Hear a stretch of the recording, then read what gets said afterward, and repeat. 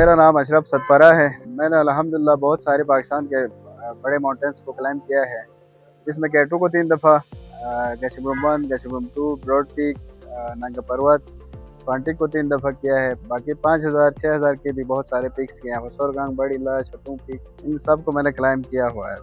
हमें मतलब जब भी किसी इंटरनेशनल एक्सपीडिशन के साथ हम चले जाते हैं और वहाँ पे इंटरनेशनल लोग अपने मुल्क को रिप्रेजेंट कर रहे होते थे, तो हमारी भी दिली ख्वाहिश होती थी कि क्यों ना हम भी पाकिस्तान की नुमाइंदगी करें। K2 जैसे नंगा पर्वत, इन तरह के बड़े पहाड़ों के ऊपर हम भी चाहते थे कि पाकिस्तान का परचम लहराएं और फ़ख्र से लहराएं।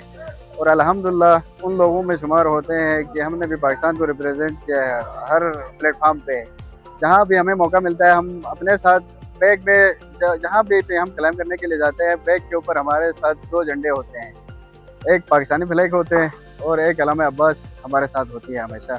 हमने एक प्लान बनाया हुआ है कि कोई हाइक्स पीक के ऊपर चले जाएं और तकरीबन 50 से 100 फुट का हम वो पाकिस्तानी परचम बना रहे हैं। और इंशाल्लाह यूं आज़ादी के मौके पर हम 14 अगस्त के दिन किसी 5 या 6000 की पीक के ऊपर 100 मीटर का वो मतलब झंडा लेके जाएंगे और कौम और मुल्क के आज़ादी के उसमें हम भी वहाँ पे तरफ से पाकिस्तान को वो ट्रिब्यूट पेश करेंगे। साथ हम उन तमाम हीरोज़ को खराज तहसीन पेश करेंगे जिन्होंने पाकिस्तान को हासिल करने में कुर्बानियाँ दी है। वालिद साहब हमारा एक अजीब क्लाइंबर था, अली रज़ा सतपरा, जैसा आप जानते हैं, जिसने 17 दफ़ा पाकिस्तान के अंदर 8000 को समेट किया था। और जितने भी पीक्स वालिद साहब ने समेट किए हैं, उन सब के ऊपर वतन अजीज़ का परचम लहराता था। और जब भी वालिद साहब किसी मिशन पे जाता था तो उसके बैग के टॉप पे पाकिस्तान का एक फ्लैग होता था। तो हम भी वालिद साहब को देखते थे तो हमारे भी दिल में एक जस्तजू पैदा होती थी कि क्यों ना हम भी वालिद साहब की तरह वतन अजीज़ का परचम को लेके बड़े पहाड़ों के ऊपर चला जाए।